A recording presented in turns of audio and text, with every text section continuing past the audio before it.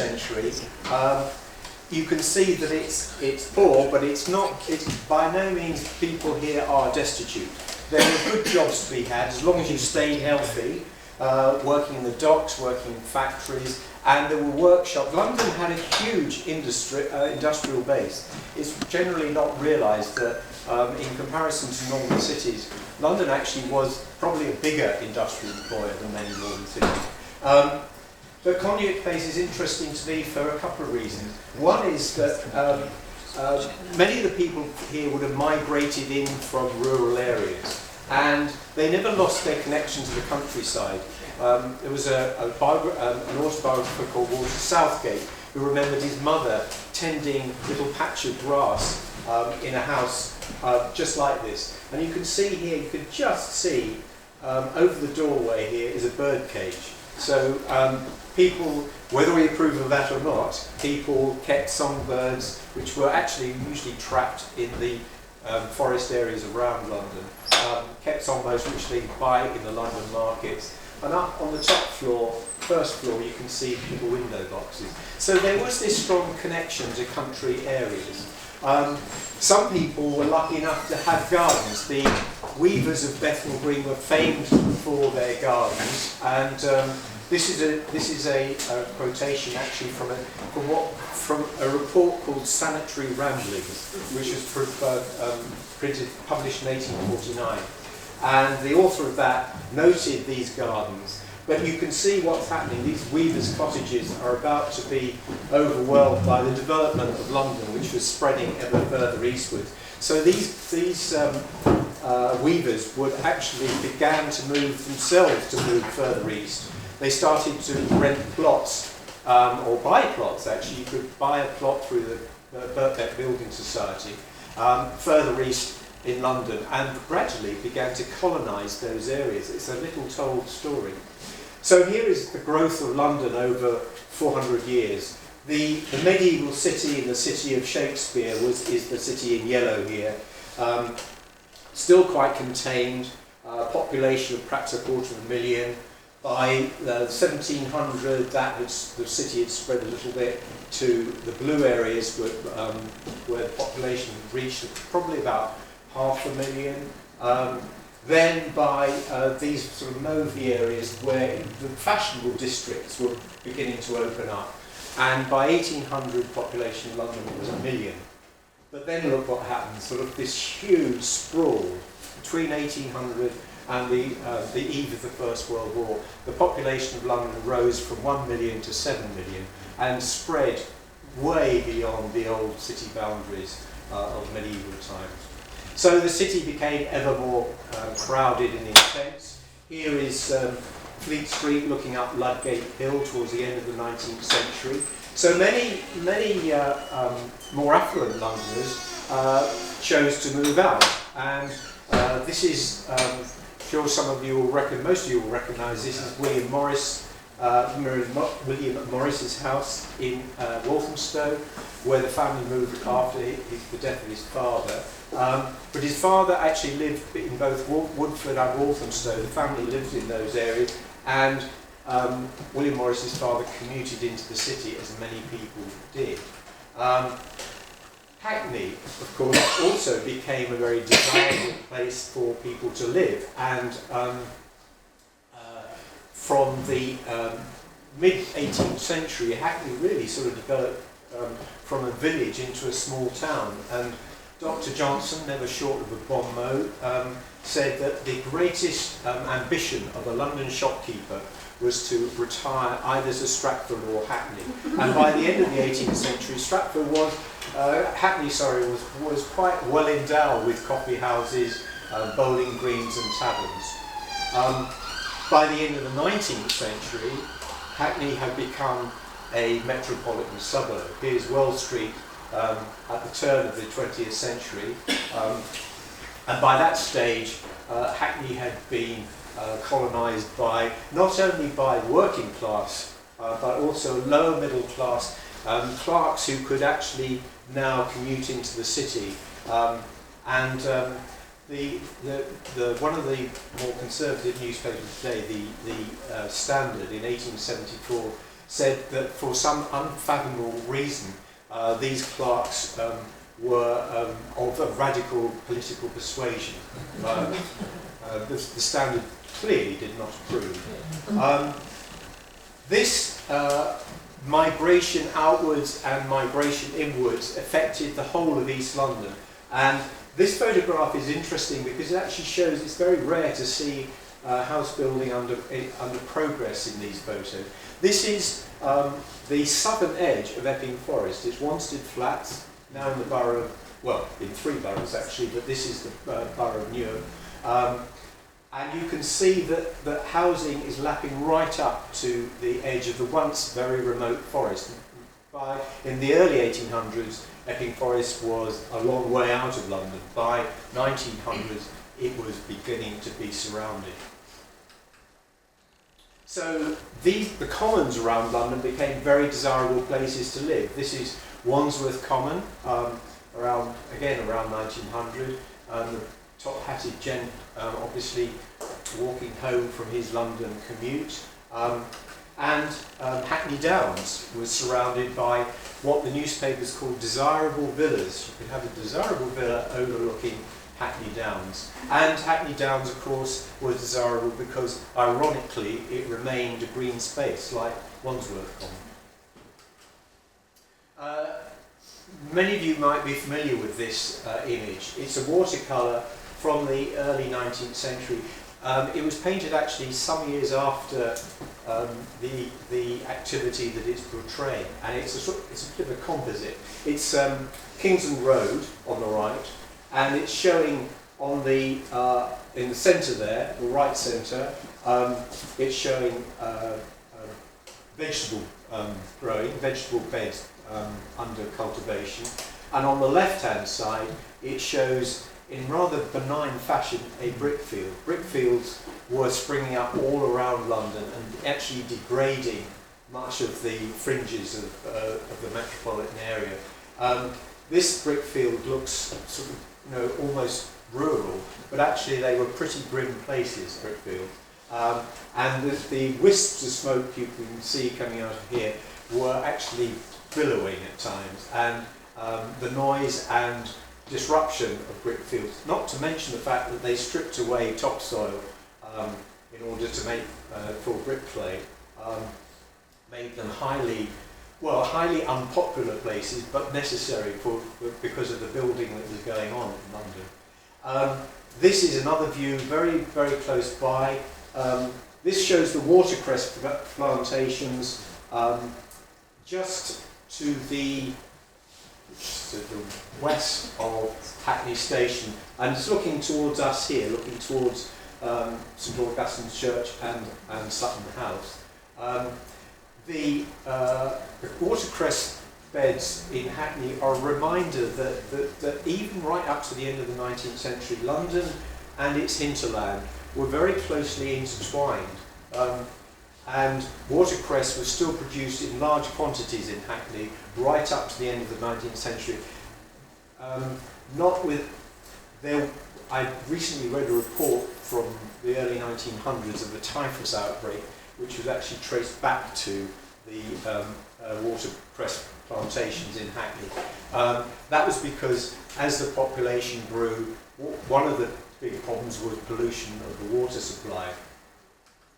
Another big problem was the lack of open space, and that's why in the 1840s Victoria Park was progressively opened over a period of time and became extremely popular. I mean, with instant success with Londoners, East Londoners, and but it was a very managed space. There were park keepers, there were fences, it was locked at night, there were a whole set of bylaws of things you couldn't do, which I have to say probably were not entirely adhered to. But it was, the idea of the park was leisure, but controlled leisure. Out in the areas beyond the Metropolitan Police area in particular, leisure could be much less controlled. And Londoners, East Londoners, poured out into Epping Forest, for example, for activities like Fairlock Fair, which was started in the summer in the mid-18th century. It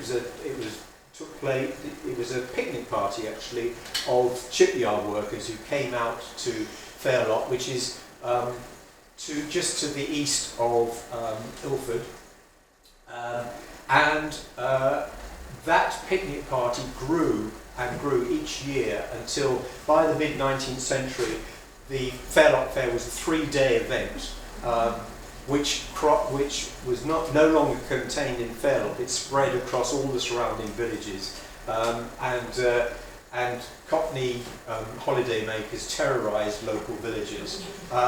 This looks very decorous, this picture. It was not really like that. And in fact, every year the newspapers totalled up the number of arrests that were made at Fairlock Fair. But you can see, interestingly here, that this family group has got a kettle boiling over an open fire. That would not have been allowed in Victoria Park. And ironically, is not allowed in Hackney Forest today, which is the remnants of where the Fairlock Fair was held. Another great event was Easter Monday, the Epping Hunt, when Cockney sportsmen would beg, borrow or steal a nag from somewhere in their area and ride out to Epping Forest, to Buckhurst Hill, a village halfway up the forest, and there they would set about chasing a stag which had been provided by a local publican, which was brought specially for the event, released down Buckhurst Hill. The East Londoners chased after over miles of countryside, chased after the stag. No stags were harmed in this process. The stag used to make its way back to the pub, top of Buckhurst Hill, be put back in its box and shipped back away, ready for next year. So, but the Epping Hunt was a huge event. It was called the East Londoners Derby Day. It was a really big event, but it wasn't just holiday times. It became a habit on weekends, on Sundays in particular, for what were called holiday vans to go out into the forest. Here's a holiday van. During the week, that would have been a costermonger's cart, a greengrocer's cart, a removal van, a hearse. But on a Sunday, they were transformed into passenger vehicles and took thousands of people out into Epping Forest and to other commons around London, which, as I say, were the unregulated spaces. And the arrival of the railway, here's Hackney Station in around probably actually a bit later.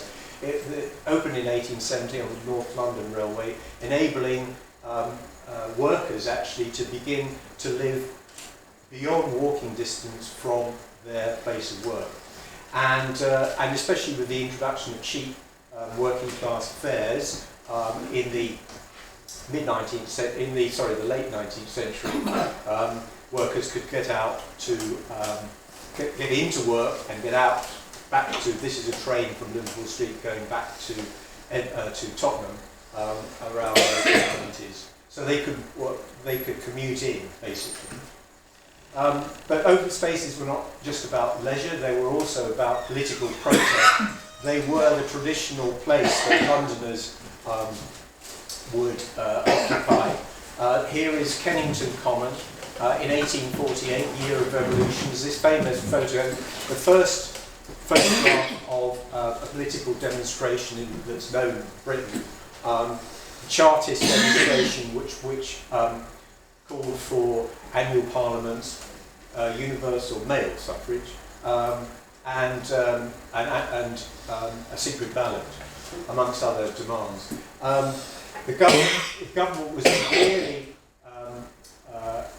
intimidated by this and other demonstrations. Remember, this was the year that revolutions took place across Europe, and it soon became clear that the authorities were not going to allow revolution to be fomented on London's open spaces. What you can't really see in this photograph is pouring with rain that day, and actually that was the most effective way of dampening the revolutionary enthusiasm of the Chartists. But they So the Chartists were, and other radical political groups, were banned from indoor meetings across London. So they moved outdoors, and here is a public meeting of the Chartists a few years before the 1848 great demonstration, calling for the national petition, the People's Charter. And notice it being held at the corner of the forest, Epping Forest, the first political meeting we know of in Epping Forest. And again, it was because these spaces were unregulated that they were attractive to working class Londoners. And also for open air hustings during elections, when the vote was taken by the poll, by head count, and non-electors actually were frequently counted in with electors. It was mayhem at these events, and it was very difficult actually to check who actually did have the vote. So just as these spaces were becoming available to East Londoners and accessible, the pressure on them began to grow. And from the mid-19th century, from the 1850s, we see an increasing pressure on these spaces. Because London was growing, the landowners who controlled these spaces saw an opportunity first for farming, for agriculture, and then later they realised that actually housing would be a much more lucrative way of exploiting these spaces. And in 1851, the summer of 1851, Hackney Forest, the venue of the Fairlock Fair, was abruptly enclosed. The whole forest was enclosed. Within 6 weeks, the trees had been stripped away, the hundreds of years old oak trees were taken away, and farms were laid out. And Charles Dickens, who often caught the mood of the day, said in Household Words, he wrote an excoriating editorial in Household Words about it, and made the point that still resonates today. The more we build, the more we need the wilderness beyond. These campaigns grew and grew in the 1860s, and in the late 1860s, early 1870s, Epping Forest particularly became a centre of attention. It was a much loved open space. It was accessible from London, and it became a symbol of the campaign to protect open spaces. In the summer of 1871, this man, Earl Cowley, who was the Lord of the Manor of Wanstead, an absentee landowner, he was the ambassador to Paris, he instructed his agents to enclose a large section of the southern part of Epping Forest and Wanstead Flats. This caused a furore across London, East London in particular, and public meetings were held to protest. These meetings became more and more febrile and actually began to sort of sweep people along. Respectable people like the members of Parliament would turn up to these meetings and would, in the case of John Holmes, one of the MPs for Hackney, he made a speech in which he more or less said that if Cowley won't take his fences down, the people should. Now that for an MP to say that at that time was quite extraordinary. And Reynolds's newspaper, popular working class newspaper, widely read. It was on Monday mornings. It was well known that Reynolds's was read in workshops across London. Reynolds's never pulled its punches when it was describing the aristocracy, coronated cormorants was one of their favourite expressions. So you can see that this was a direct attack on Cowley and his works. And another popular paper, the Penny Illustrated newspaper, at the same time produced this cartoon. In the days before photographs, these were sort of the way that a story was told in pictures. And the story is clear here. This is a picnic party. This is called Epping Forest in Peril. A picnic party under the trees there is being threatened by the woodsman who's cutting down an oak tree with rights of the people stamped on it. In the background is the landowner giving instructions, and in the foreground is John Bull, and he's just vainly trying to, so the voice of the people really, vainly trying to wake up authority here. And the message was very clear that if the sleeping policeman represents an authority that has no interest in defending the right. July the 8th, 1871, a huge protest meeting gathered on Wanstead Flats. It says working men, it was working people, men and women are reported being at the meeting. And it was held, as I said, at the end of this very febrile summer of campaigning across East London. And the gentlemen leaders of the campaign by this stage were very worried that they had let a genie out of the bottle which they would not be able to get back in, and they spoke vehemently against any damage to the fences that were being erected on Wanstead Flats. And then in the evening they went home. A few hours later, people began to come out of the pubs that surrounded Wanstead Flats, and nobody knows quite what happened, but within a few minutes, hundreds of yards of Cowley's fences were smashed to matchwood. And the police arrived. The police had gone back to barracks. They were called back, but to no avail. They made one arrest, and he got off because actually one of the leaders of the campaign paid indemnity to Cowley to attempt Cowley to drop the case. So the campaign continued in East London across the 1870s, and here is the general election of 1874. This political campaigning and lobbying is not new. This Forest Fund, which you can just see the name on the bottom right hand corner, founded in the aftermath of the 1871 demonstration on Wanstead Flats, was extremely active. This man in particular, W.G. Smith. And the message to politicians was very clear, that if you want people to vote for you, you stand up for open spaces, and especially Epping Forest for the people in East London. And during that election in 1874, fortunes were mixed for some politicians in East London. In Hackney, this man, Henry Fawcett, blind MP, but the leading campaigner in Parliament for open spaces, he swept to victory in Hackney.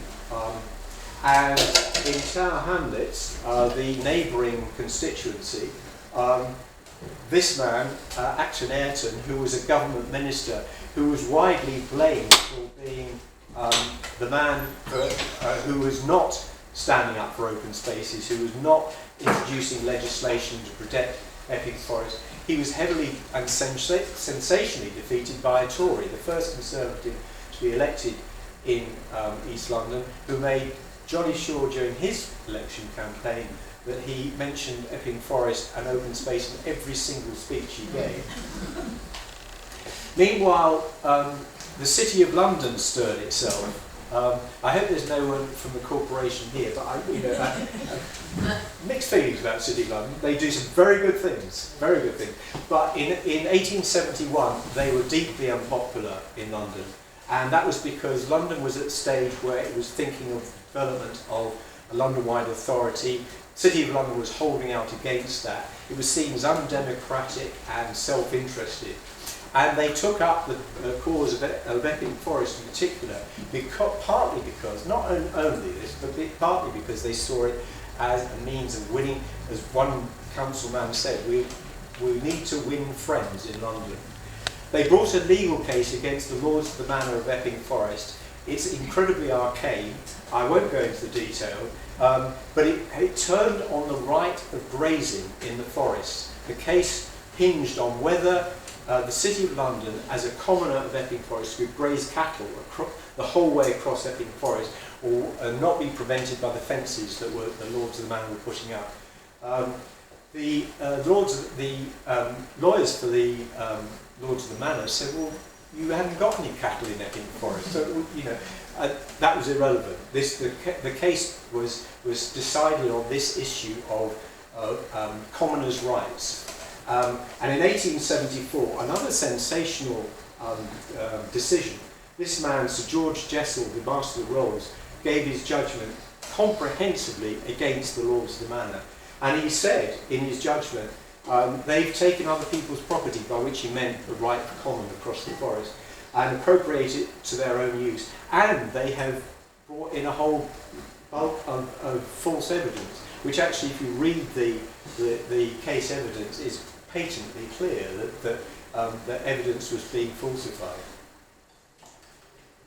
So the City of London continued to buy up manorial rights. In fact, the landowners in Epping Forest did extremely well out of the City of London, because the city bought up land which the landowners had illegally enclosed.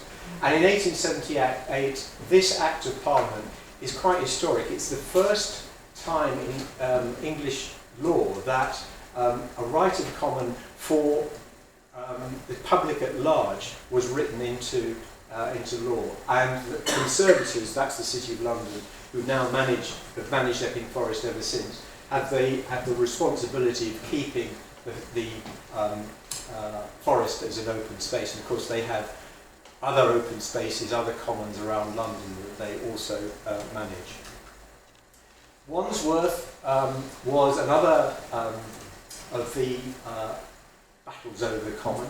There were many around London. I'm just going to whip through a couple of them. The reason I mentioned Wandsworth, it was not notable particularly in many ways, except that they had this wonderful campaign with now this is called the direct action, down with the fences. I mean, they weren't messing around in Wandsworth. They were cut to the chase, and again they called on the inhabitants and working men of the area to join the campaign. And this poster, you probably can't read it, but it has a go at everybody: bankrupt builders, beer shop keepers, railway companies, the tailors' company, noble lords, you name it. They were a target, and it was successful. Actually, Wandsworth Common, although sadly it was cut up by the railway company and still remains so today. Another campaign at Plumstead. I included this image because you can see the way that housing just lapped right up to the edge of these commons and began to put heavy pressure on them. This campaign was led by this man who appeared at that time, John de Morgan. John de Morgan was a completely forgotten today, but he was a political radical of the 1870s who was a name at that time in extra parliamentary politics. De Morgan was probably the leading figure for several years. We're not quite clear where he came from. He certainly had claimed Irish roots and was a home ruler. But he also fought a good fight over the commons. And at Plumstead, he led what became effectively a 3-day riot on the common in the summer of 1876. I'm sorry this image is so poor. It's the only one I know of that actually purports to show a common being occupied. The demonstrators destroyed houses actually that were had been built on the common, and burned the firs, the gorse on the common too. And you can see this is pretty typical of what the newspapers would say. Can this be England? A lawless and sensual holocaust. But then, of course, being the media, they immediately flipped over and said, well, of course they've got a point, because the government is doing nothing, the landowners are being allowed to exploit these commons, and nobody is stepping in. So you can understand people's frustration. But it is a lawless holocaust. This man is Baron Tyson Amherst, in his name word. He had this string of names, actually. It's quite difficult to keep up with him. He's the Lord of the Manor in Hackney, a large section of central Hackney, and he had manorial rights over Hackney Downs. And in the summer, well, over a period of time, he actually was instructing his workforce to dig gravel on Hackney Downs, and this went on for a number of years. And frustration grew increasingly strong in Hackney. There was a Hackney branch of the Commons Preservation Society, was formed in the late 1860s, but still Amherst continued his exploitation of the common.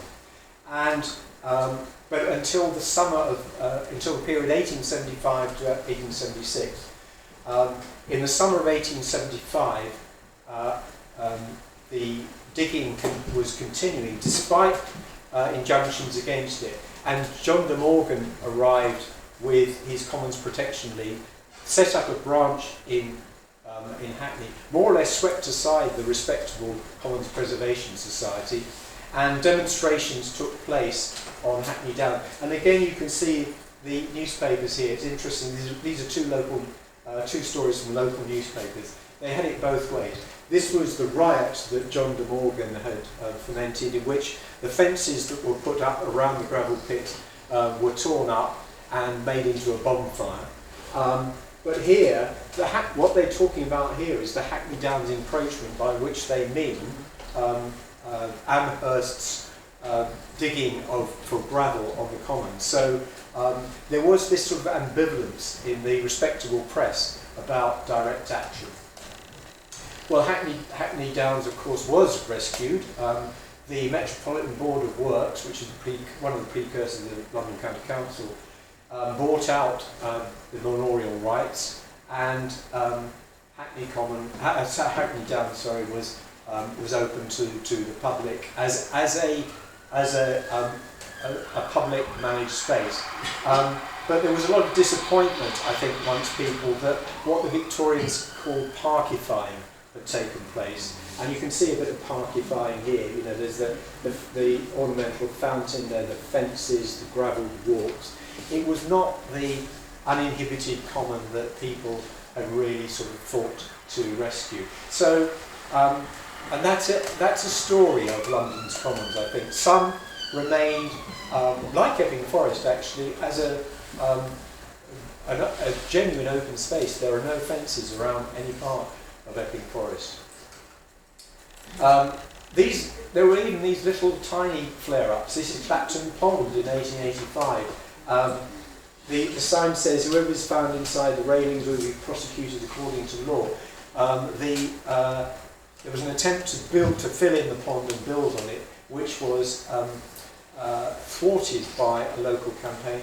I believe that this is maybe John Runce, who was also very instrumental in the campaign for Clissold Park, and one of the organisers, I think, of the petition, which still exists to save Clissold Park. This is my favourite of all these campaigns. This is in South London, Forest Hill. This is the Golf Club War, which took place in the summer and autumn of 1896. And the Golf Club War involved an attempt by a local golf club they fenced off the top of Honor Oak Hill and built a clubhouse and turned it into a golf course.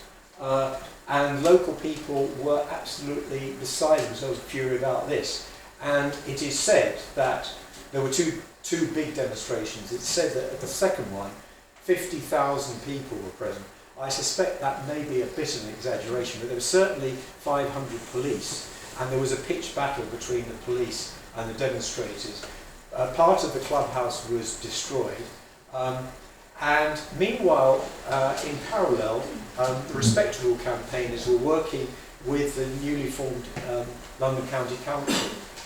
And in fact, the LCC eventually put a compulsory purchase order on the golf club, who were relegated to the bottom of the hill, where they still remain today. It's a 9-hole golf course now, not 18. And the top of the hill, I recommend it. It's got a spectacular view across London, if you don't know it. And it's a little tiny park, but it's lovely. Green spaces continue to be popular and much visited well into the 20th century. Here is the road to Epping, during the height of the bicycle craze, just before the First World War. This is the Robin Hood pub, which still is there today. You can still stand and look at this view, although actually the road is about twice as wide and it's packed with cars. So you take the life into your hands now if you cycle up the Epping Road, as I can testify. But again, open spaces were threatened, this time by war. And here is Hackney Downs in 1938, in fact, the year before the war was declared, when air raid shelters were dug on the common. And of course, the Downs were pressed into service for many uses in the war. Air raid shelters, also allotments, but returned at the end of the war to being an open space. And that was not quite the case for Epping Forest. That had a more checkered history. The bombing in East London was, as we know, horrendous. This is Cundy Street in the docks in 1941 at the end of a raid. I love the fact that the ARP warden appears to be guarding this chest of drawers, which must be the only thing that survived from that house. So thousands of Londoners were homeless, and the solution that was found was prefabricated housing, prefabs. And in the case of East London, many were built on Epping Forest. Many were built in Hackney, of course. Any bomb site actually was fair game for prefabs. And actually, if you look at aerial photographs, you can see them dotted around all over East London. This is a housing estate on the edge of Epping Forest, built by East Ham Council in 1943-44, and these were much loved by the people who lived in them. They were first time for many people that they had an indoor loo, a gas cooker, a garden, and so people remember these very fondly, and they were very durable. They were only supposed to be there for 2 years. The last one of these was only taken down in 1960, and actually there is a housing estate in Catford where only, I think, a couple of years ago, the last prefabs were demolished. I think they've retained, I think Historic England retained several of them as a sort of, a memorialisation. The councils around the southern edge of Epping Forest, East Ham and West Ham Council, saw the opportunity of going beyond prefabs and building permanent housing on the southern edge of the forest. And in the summer of 1946, West Ham tried to served a compulsory purchase order on the City of London to buy up a section of Wanstead Flats and build a housing estate on it. This evoked yet another huge campaign, and you can see the mood of the day. This is a local newspaper talking about invasion 1946, and this is strong language at the end of the war, when memories of the war were so vivid, and the council was freely accused of being Nazis in the way that they were going about this. A local campaign started. We would say it went viral, it went national. They organised a huge petition, 60,000 signature petition, and this was their slogan: hands off the forest, save Wanstead Flats from the builder. And they distributed leaflets, they held public meetings, as I said, they petitioned, and the result was that there was a public inquiry in Stratford in late 1946. The decision was batted on to the Ministry. It was the Ministry of Health, in fact, who had overall responsibility for housing. So it was Nye Bevan who made the decision. His decision was that the housing estate should not go ahead on the grounds that there were insufficient building materials available, which sounds a bit like a fig leaf from a Labour government to a Labour council. But of course also at the same time the Abercrombie plan had advocated new towns across Essex, southeast England, and this didn't really fit with that sort of scenario. And I'm going to bring it up to date with just a couple of examples, just to remind ourselves that these things, if we needed reminding, these fights still go on in East London. Here is the N11 Link protest in mid-1990s, where many of you were, of course, postmen delivering letters to the tree. And because it was a registered address, that threw the whole planning process into reverse gear for quite a long time. And of course, as the road building continued, the campaign moved into Leighton, and I'm sure you remember, many of you, the Free States were set up in Leighton, and the fact that actually it was only after pitched battles with police and with bailiffs that the demonstrators were removed. Of course, the N11 Link Road was built and cut a swathe through North East London. But it's arguable that that campaign certainly made developers think twice about other road schemes. And just really nearly right up to date, 2011-2012 on Hackney Marshes, where there were plans to build training facilities, basketball courts, and training facilities for the Olympics. Yet another occupation of another green space, and another set of messages about the need to preserve these spaces. Even when, in this case, of course, it was the change of use was temporary. But a similar campaign happened with Epping Forest and Wanstead Flats, and the law actually had to be varied. The Epping Forest Act was varied in order to enable this temporary occupation to take place. So that does bring it up to date, and I'm going to leave you with, this is a quote from the 1946 campaign for Wanstead Flats. It's from that leaflet I just showed you. In the background is the wonderful wildflower meadow in Hackney Downs, and these words: once done it can never be undone, and future generations will condemn the folly of those who allowed it to happen. I leave you with that thought. Thank you very much.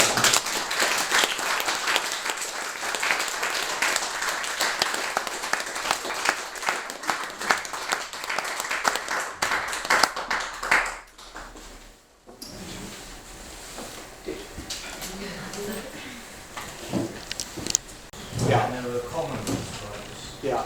Can you clarify a bit what each of them were and where they landed? Right. We said 2 minutes for this. Okay. Well, in a nutshell, this is very crude and oversimplified, but manorial rights, they vary between different manors as well, which made it even more complicated. But basically, the lord of the manor usually owned the soil.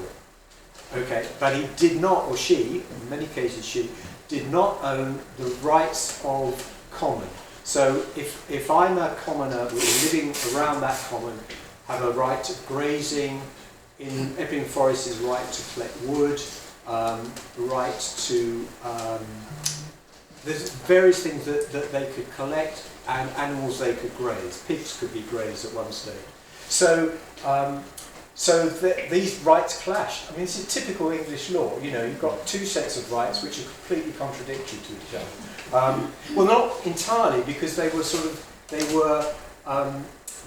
sort of standoff. You know, for centuries, the lords of the manor understood that they could not build on common land because of these common rights.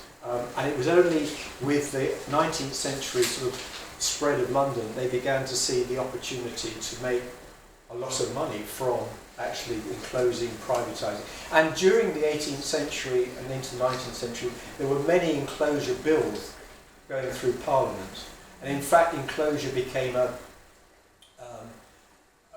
very common way for landowners to actually extract value from their land.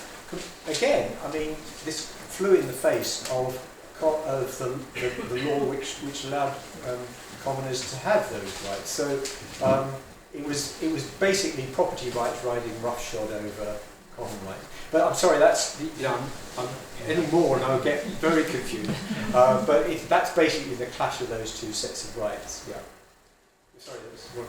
Do you know what's happening? There's a campaign to stop the diocese at St Paul's, West Hackney, building on the churchyard there, which is a very valued green space. I don't. Crazy plan to put flats on there. You don't know. No, I don't know. But Yeah. I'm sure there are people here who do. Sort of, I'm not Hackney. Sorry, back. I wondered what lessons you thought could be learned from your analysis for today's environmental activists. Well, it's interesting, isn't it? I was thinking about this earlier today, actually, because I think that there is clearly a place for direct action. I mean, there's no doubt about it that from the mid-Victorian period onwards, many of these campaigns, which did involve destruction, well, the campaigners argued that they weren't usually destroying property. It was a ritual they went through. They would take fence posts out of enclosed land and lay them on the ground, and they would not. Hackney Downs was an exception. They got the fence posts which were covered in tar, and they made a very good bonfire. So they did destroy them there.